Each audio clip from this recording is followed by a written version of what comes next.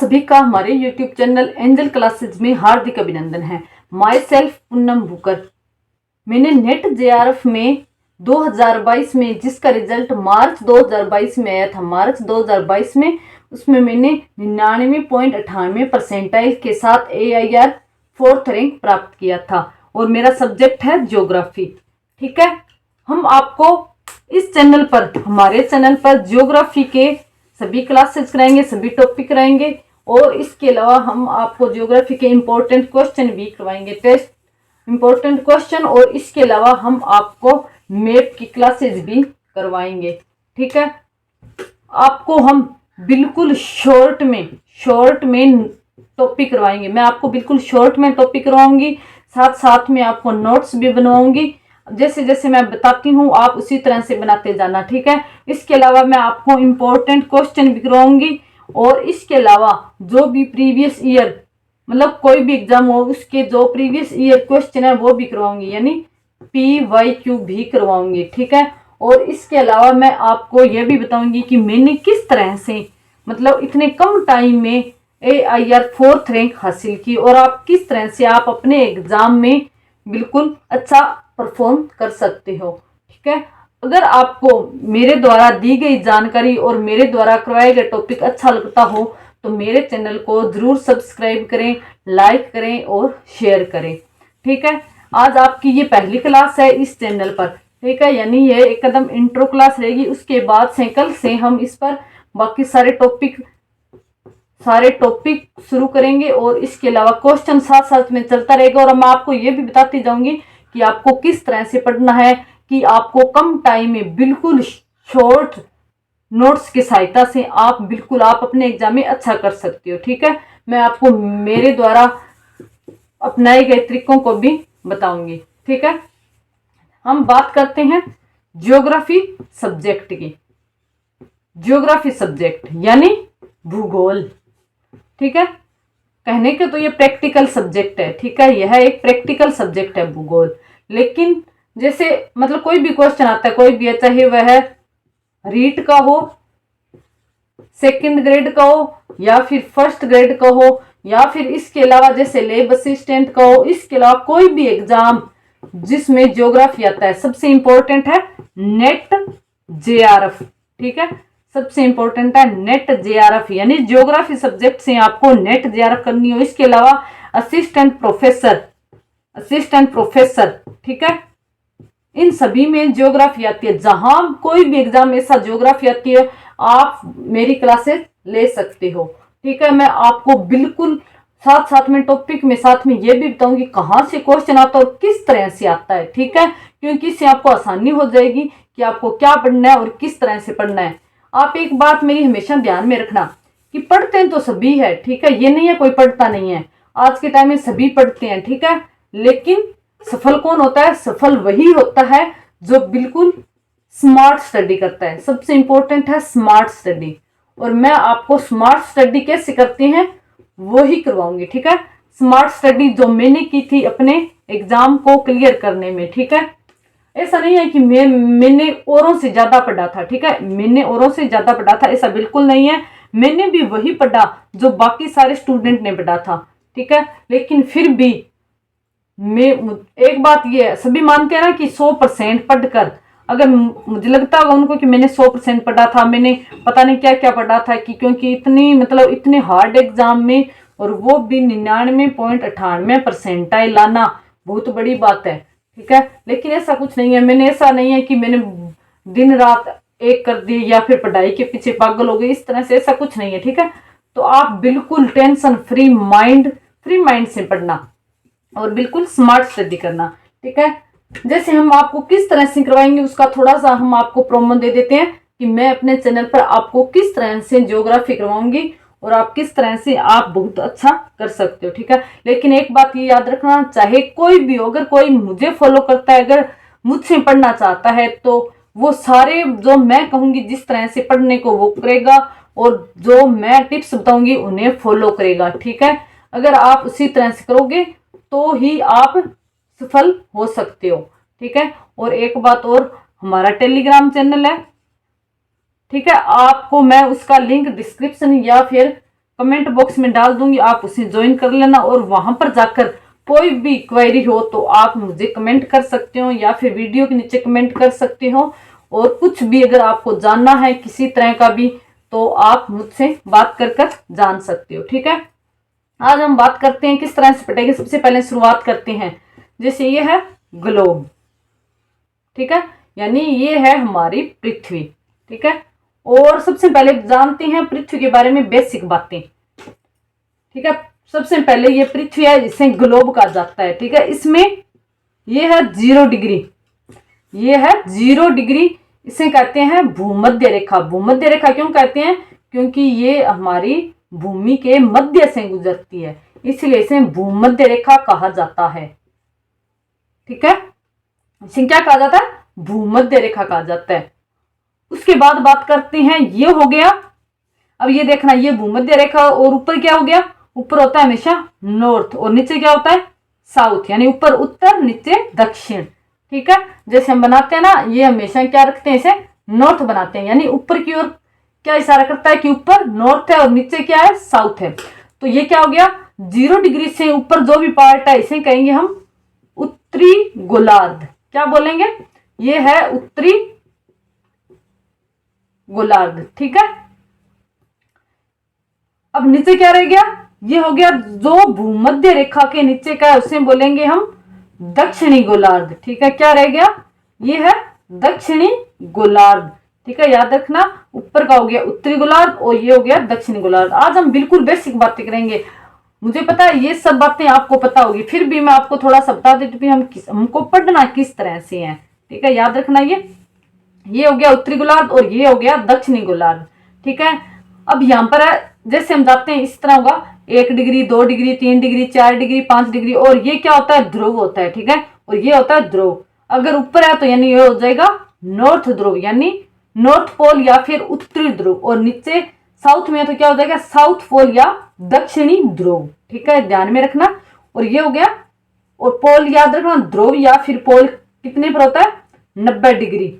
ठीक है, 90 डिग्री, और ये भी 90 डिग्री पर होता है। ठीक है, अब यहां से जब चलते हैं तो यहां पर एक है 23.5 रेखा। 23.5 डिग्री पर रेखा होती है जिससे हम बोलते हैं कर्क रेखा। इसे बोलेंगे हम कर्क रेखा। और इसी तरह से कितने पर होगी ये?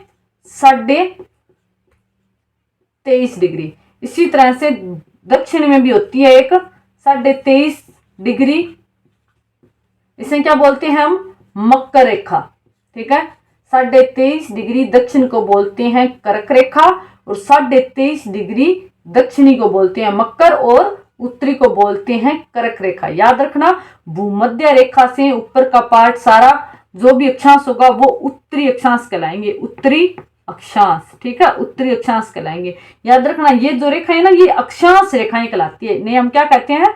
अक्षांश रेखा। याद रखना, इन्हें हम अक्षांश रेखा कहते हैं।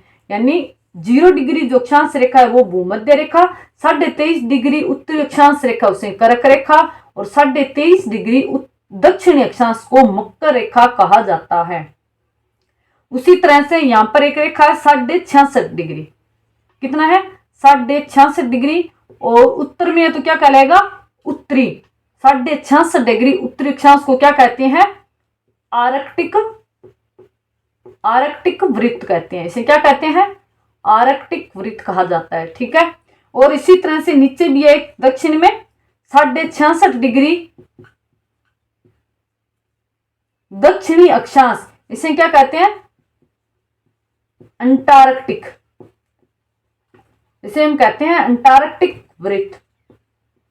ठीक है, याद रखना, ऊपर है 66.5 डिग्री आर्कटिक वृत्त और नीचे है 66.5 डिग्री अंटार्कटिक वृत्त। अगर आपको याद रखने में प्रॉब्लम हो रही है, आप कंफ्यूज होते हैं कि आर्कटिक कौन सा अंटार्कटिक कौन सा है, तो मैं आपको एक थोड़ा सा ट्रिक टाइप बता देती हूँ। जैसे एक तो ये है कि आपको पता होगा कि अंटार्कटिक हमेशा दक्षिण में है, अंटार्कटिक दक्षिण में है तो हम इसे अंटार्कटिक वृत्त बोलेंगे। ठीक है, और आर्कटिक है जो कि महासागर है वो उत्तर में, तो इसे हम आर्कटिक वृत्त बोलेंगे। अगर फिर भी याद नहीं रहता है तो याद रखना, यानी अंटार्कटिक में और आर्कटिक में ज्यादा अक्षर किस में है? अंटार्कटिक में है। आर्कटिक में कम है, अंटार्कटिक में ज्यादा है। इसका मतलब जिसमें ज्यादा है वो नीचे रहेगा, और यानी ये हो गया हल्का। हम मान लेते हैं कि ये हल्का हो गया क्योंकि इसमें कम अक्षर है, ठीक है। तो ये ऊपर आ गया और इसमें ज्यादा है तो ये नीचे आ गया। आप इस तरह से याद रख सकते हो। मैंने भी बहुत सारी चीजें इसी तरह से याद रखी है। यानी अपनी खुद की ट्रिक बनाओ जिससे आपको याद रहे। ऐसा नहीं कि कोई ट्रिक बताई जा रहा है, आप इतनी बड़ी सारी ट्रिक हो गई और फिर उसे याद करना है। एक तो ये पूरा मैटर याद करना है और उसके लिए वो ट्रिक भी याद करनी है, यानी आपको 2 बार याद करना होगा। इससे अच्छा कि आप खुद की ट्रिक बनाओ जिससे कि आपको आसानी से याद रहे, ठीक है। अब आपको समझ आ गया। 0 डिग्री भूमध्य रेखा, 23.5 डिग्री उत्तरी कर्क रेखा, 23.5 डिग्री दक्षिणी मकर रेखा, 66 डिग्री उत्तरी आर्कटिक वृत्त और 66 डिग्री दक्षिणी अक्षांश अंटार्कटिक वृत्त, और 90 डिग्री उत्तरी ध्रुव, 90 डिग्री दक्षिणी ध्रुव, ठीक है। बिल्कुल सिंपल है, आप इसी तरह से याद रखना और ये करना जैसे मैं आपको करवाती हूँ वो अपनी कॉपी या रजिस्टर में जरूर बनाना, ठीक है। अपने नोट्स में जरूर बनाना। जैसे मैंने ये बनाया तो आप भी बनाओगे। पहले जब मैं करवाती हूँ उस टाइम बनाना है और उसके बाद आपको खुद से बनाना है। जो भी अगर मैं आपको कोई भी डायग्राम बनवाती हूँ तो आप खुद से भी बनाकर देखना है और फिर चेक कर लेना सही है या गलत है। इससे आप कभी भी भूलोगे नहीं, ठीक है। प्रैक्टिस सबसे ज्यादा जरूरी है, यानी आपको प्रैक्टिस, मेरा तो यही मानना है कि मैं अपना सक्सेस की जो भी है मैं वो मानती हूँ कि मतलब अगर आप मैटर पढ़ते हो या सब्जेक्ट अपना सिलेबस पूरा करते हो, इससे ज्यादा अगर आप प्रैक्टिस पर ध्यान दो तो आपकी अच्छी रैंक भी हो सकती है और आप अपने एग्जाम में अच्छा परफॉर्म भी कर सकते हो, ठीक है। अब हम बात करते हैं जो 23.5 डिग्री से उत्तरी 23.5 डिग्री है और यहाँ पर 23.5 डिग्री दक्षिण अक्षांश है, इसके बीच का जो ये पार्ट है इसे हम बोलते हैं उष्ण कटिबंध। इसे क्या बोलते हैं हम? उष्ण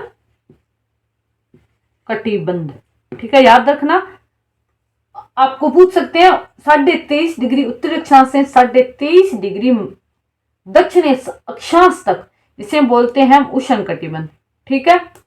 और जो 23.5 डिग्री उत्तरी अक्षांश से 66 डिग्री उत्तरी अक्षांश जो ये पार्ट है, उसी तरह से 23.5 डिग्री दक्षिणी अक्षांश से 66 डिग्री दक्षिणी अक्षांश तक जो कि ये पार्ट है, इसे हम बोलते हैं शीतोष्ण कटिबंध। क्या बोलते हैं? शीतोष्ण कटिबंध। और ये भी हो गया शीतोष्ण कटिबंध, ठीक है। याद रखना शीतोष्ण कटिबंध। और बात करते हैं, ये हो गया 66 डिग्री से 90 डिग्री उत्तरी ध्रुव, 66 डिग्री दक्षिण अक्षांश से 90 डिग्री दक्षिणी ध्रुव, इसे बोलते हैं शीत कटिबंध। क्या बोलते हैं इसे?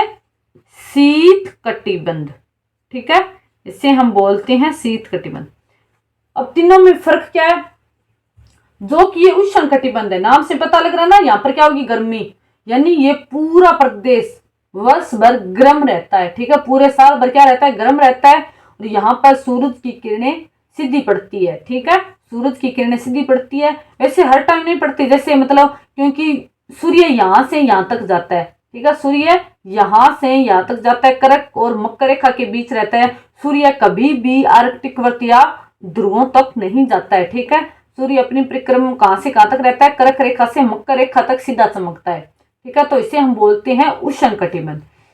जो ये हो गया शीतोष्ण कटिबंध है, ठीक है। यानी यहाँ पर क्या होगा? इसका क्या मतलब होगा? शीत प्लस उष्ण यानी शीतोष्ण, यानी यहाँ पर सर्दी भी होती है और यहाँ पर गर्मी भी होती है, दोनों ही होता है, ठीक है। मतलब यहाँ पर ऋतु परिवर्तन होता है, सर्दी और गर्मी दोनों आती जाती है। और जो ये बच गया 66 डिग्री से 90 डिग्री दक्षिणी ध्रुव और 66 डिग्री से 90 डिग्री उत्तरी ध्रुव, इसे हम बोलते हैं शीत कटिबंध। क्या बोलते हैं? इसे शीत कटिबंध बोलते हैं। यानी यहाँ पर सिर्फ और सिर्फ सर्दी रहती है, ठीक है। यहाँ पर सूर्य की किरणें नहीं पहुंच पाती, अगर पहुंचती है तो भी वो 6 मंथ तक पहुंचती है और यहाँ पर 6 मंथ तक दिन और 6 मंथ तक रात होती है, ठीक है। तो याद रखना, इसे हम शीत कटिबंध बोलते हैं, इसे हम शीतोष्ण और इसे हम उष्ण बोलते हैं, ठीक है। समझ आ गया? शीत, शीतोष्ण और उष्ण। याद रखना, उष्ण, शीतोष्ण, शीत कटिबंध, ठीक है। आप ये इस तरह से याद करना है, यानी आपको बिल्कुल बेसिक से पढ़ना है। अगर आपको कुछ आता, अगर आप अच्छे से एग्जाम की तैयारी करना चाहते हो, कोई भी एग्जाम की जब भी तैयारी करो तो आप हमेशा बेसिक से पढ़ लो, ठीक है। बेसिक से स्टार्ट करो और उसके बाद में एडवांस पर जाओ। ऐसा नहीं है कि अगर आप ये सोच रहे हो, आपने तैयारी शुरू की और आपको लगता है कि हमें इतना तो आता है, तो हम सीधा ही मतलब बेसिक को स्किप कर देते हैं और सीधे एडवांस पर चले जाते हैं। आपने देखा होगा कि आपको मतलब कभी कभी आपने देखा कोई इंटेलिजेंट है, बहुत ज्यादा इंटेलिजेंट है, लेकिन फिर भी वो क्लियर नहीं कर पाता। क्यों नहीं कर पाता? क्योंकि वो क्या करता है, मतलब उसको इतना कॉन्फिडेंस हो जाता है, यानी एक तरह से ओवर कॉन्फिडेंस हो जाता है। उसे लगता है कि मुझे मतलब इतना तो आता ही है, बेसिक तो आता ही है, तो वो उसे छोड़ देता है, ठीक है। और कई बार क्या होता है, हमारे बिल्कुल सिंपल क्वेश्चन गलत हो जाते हैं और बहुत ज्यादा अच्छे क्वेश्चन जो हार्ड होते हैं वो सही हो जाते हैं। और इन्हें सही करने के चक्कर में, जो हार्ड क्वेश्चन है उन्हें पढ़ने के चक्कर में हम जो सिंपल है उसे छोड़ देते हैं, और यही गलती हमें हमारे रिजल्ट में भुगतनी पड़ती है। और इस तरह से हम अपना अच्छा पढ़कर भी, बहुत टाइम देखकर भी, बहुत ज्यादा मेहनत कर भी हम सफल नहीं हो पाते हैं, ठीक है। तो आपको ये नहीं भूलना है कि आपको बेसिक छोड़कर कभी भी एडवांस पर नहीं जाना है, चाहे आपको कितना भी क्यों ना आता हो। आपको हमेशा से बेसिक से स्टार्ट करना है और उसके बाद में एडवांस पर आना है, ठीक है। कोई भी सब्जेक्ट हो, ये नहीं है कि सिर्फ ज्योग्राफी की बात कर रही हूँ, चाहे कोई भी सब्जेक्ट हो, आपको हमेशा बेसिक से स्टार्ट करना और एडवांस पर आना है, ठीक है। इससे आपका बेसिक भी अच्छा हो जाएगा और एडवांस भी अच्छा हो जाएगा। हाँ, लेकिन ये बात है कि अगर आपको आता है तो बेसिक को थोड़ा मतलब फर्स्ट कर लो, ठीक है, लेकिन कभी भी उससे छोड़ो मत, कभी भी उसे स्किप मत करो। ऐसा नहीं है कि आप सिर्फ एडवांस पढ़े जा रही हो और बेसिक को बस आपको ये है, इतना कॉन्फिडेंस है कि ये तो मेरा हो ही जाएगा, ये तो मुझे आता ही है। जरूरी नहीं है कि अगर अब आपको आता है तो वो आपको 2 साल बाद भी आएगा, 1 साल बाद भी आता होगा, ठीक है। तो आप हमेशा रिवीजन पर ध्यान दो, हमेशा रिवीजन पर ध्यान दो, ठीक है। रिवीजन और प्रैक्टिस, इन दोनों पर हमेशा ध्यान दो, ठीक है। हमने आपको बता दिया, हम इसी तरह से पढ़ेंगे पूरी ज्योग्राफी। हम आपको साथ में डायग्राम बताएंगे और साथ में बिल्कुल शॉर्ट नोट्स बताएंगे, ठीक है, बनाना सिखाएंगे। और मैं आपको साथ साथ में शॉर्ट नोट्स भी बताऊंगी, ठीक है। और आप साथ साथ में बनाते चलना। इसके अलावा अगर आप मेरे से पढ़ रहे हो, अगर आप मेरे से पढ़ रहे हो तो ये मेरी गारंटी है कि 95% जो मैं आपको करवाऊंगी, चाहे वो कोई भी एग्जाम हो, उसमें से ही आएगा, ठीक है। 95% उसमें से ही आएगा, ठीक है। अगर 95 नहीं तो 90 तो जरूर आएगा, ठीक है। और मैं आपको ऐसा भी नहीं है कि आपको मैं 2-2 घंटे के मतलब लेक्चर दे रही हूँ कि आपको एक टॉपिक है 2-3 घंटे से वही टॉपिक करवाई जा रही हूँ, वही टॉपिक करवाई जा रही हूँ, ऐसा बिल्कुल नहीं होगा। मैं आपको बिल्कुल शॉर्ट में करवाऊंगी और कोई भी फालतू की बातें नहीं होगी और कोई भी फालतू का डिस्कस नहीं होगा। ओनली यहाँ होगी सिर्फ स्टडी, और वो भी बिल्कुल शॉर्ट टाइम में और शॉर्ट नोट्स के द्वारा, ठीक है। तो आप अपना साथ साथ यहाँ पर अपने नोट्स भी बनाना, यानी आपको अलग से बुक्स पढ़ने की भी जरूरत नहीं रहेगी। और मैं आपको ये भी बताऊंगी आप किस तरह से पढ़ना है, और इसके अलावा और भी बातें होगी, और भी मैं आपको अपना एक्सपीरियंस है वो शेयर करूंगी। इसके अलावा आने वाले एग्जाम के बारे में भी बताऊंगी, तो ठीक है। तो आप अगर पढ़ना चाहते हो, अगर आपको लगता है कि मैं आपको अच्छे से पढ़ा सकती हूँ, अगर आपको लगता है कि मुझ में वो काबिलियत है कि मैं आपको अच्छे से करवा सकती हूँ, तो आप मेरे चैनल को सब्सक्राइब करें और लाइक भी करें, शेयर करें। और इसके अलावा सबसे जरूरी बात है, सब्सक्राइब, लाइक, शेयर ये तो अलग बातें हो गई, इसके अलावा सबसे ज्यादा जरूरी जो है वो ये है कि आपको यहाँ पर रेगुलर रहना है, ठीक है। आपको यहाँ पर रेगुलर रहना है। इसके अलावा मैं आपको ये भी बताऊंगी आप किस टाइम पढ़ सकते हो। अगर आपको लगता है कि आप मतलब आपसे टाइम सेट नहीं हो रहा है, आपसे टाइम नहीं निकाल पा रहे हो, तो आप एक बार कमेंट करके जरूर बोलना, ठीक है, बताना कि आप हमें बता दो, ठीक है। तो मैं आपको शेड्यूल भी बना के बताऊंगी, टाइम टेबल किस तरह से आप मतलब अगर आपको कम टाइम है तो भी आप अच्छे से किस तरह से आप अपना एग्जाम क्रैक कर सकते हो, ठीक है। इसके अलावा हम आगे से स्टार्ट करेंगे, बिल्कुल ज्योग्राफी के सभी टॉपिक करेंगे जितने भी है। आपका चाहे कोई भी एग्जाम हो जिसमें ज्योग्राफी आती हो, आप हमारी क्लास से पढ़ सकते हो। इसके अलावा हमने आपको बता ही दिया, हम आपको मैप की क्लासेस भी कराएंगे और MCQ PYQ वो भी करवाएंगे, ठीक है। तो आज के लिए बस इतना ही। हम आगे की जो भी क्लास होगी उसमें आपके लिए बेसिक से स्टार्ट से शुरुआत करेंगे, ठीक है। और अगर आपको हमारे चैनल अच्छा लगा तो एक बार सब्सक्राइब करें, लाइक करें, शेयर करें।